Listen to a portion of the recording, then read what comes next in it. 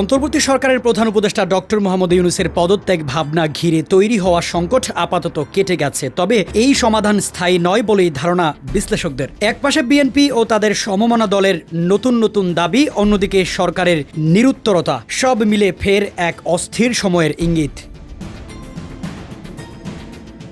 BNP সরাসরি সরকারের নিরপেক্ষতা নিয়ে প্রশ্ন তুলেছে। উপদেষ্টা আসিফ মাহমুদ ও মাহফুজ আলমের পদত্যাগ দাবি করে বিএনপি বলছে, ছাত্র রাজনীতির পেছনের শক্তি হিসেবে তাদের ভূমিকা নিরপেক্ষ সরকারের চরিত্রকে আঘাত করেছে। একই সঙ্গে জাতীয় নিরাপত্তা উপদেষ্টার বিরুদ্ধেও তীব্র অবস্থান নিয়েছে দলটি।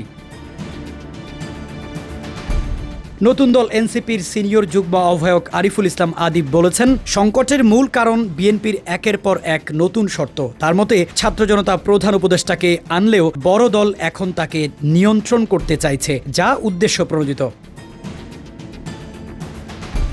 জামাতে ইসলামীর নায়েবে আমির সৈয়দ মোহাম্মদ আবদুল্লাহ তাহেরের মতে, সংকটের মূল কারণ হল নির্বাচনের নির্দিষ্ট রোডম্যাপ না থাকা। তিনি বলছেন, নির্বাচন ফেব্রুয়ারি বা এপ্রিলের মধ্যে হলে সংকট আর থাকবে না। অন্যদিকে বিপ্লবী ওয়ার্কার্স পার্টির সাইফুল হক মনে করেন, সংকট আরও ঘনীভূত হওয়ার আশঙ্কা আছে, কারণ সরকার এখনও নিজেদের অবস্থান পরিষ্কার করেনি।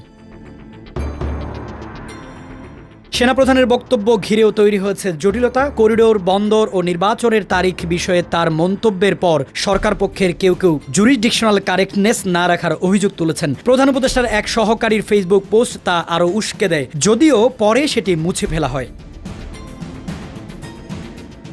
উপদেষ্টা পরিষদের বিবৃতিতে এখতিয়ার বহির্ভূত বক্তব্য ও কর্মসূচি শব্দবন্ধ নিয়ে শুরু হয়েছে নতুন বিতর্ক। বিএনপি বলছে, আদালতের রায়ের পর ইশরাক হোসেনের শপথ না হওয়া ও তার সমর্থকদের আন্দোলন নাগরিক অধিকার, অথচ সরকার সেটিকে উস্কানিমূলক বলছে। এতেই বাড়ছে সংঘাতের শঙ্কা।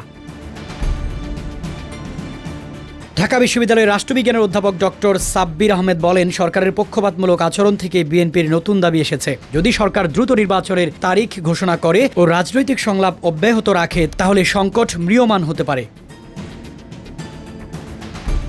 কমিউনিকেশন ডিসঅর্ডার্স বিভাগের চেয়ারপারসন শারমিন আহমেদ মনে করেন, নির্বাচন নিয়ে সাধারণ মানুষের মধ্যে চাহিদা তৈরি হয়েছে। এখন প্রয়োজন একটি স্পষ্ট রোডম্যাপ ও সব পক্ষকে আলোচনায় যুক্ত করার রাজনৈতিক প্রজ্ঞা। না হলে এই আপাত শান্তির নিচে লুকিয়ে থাকতে পারে বড় ধরনের অস্থিরতা।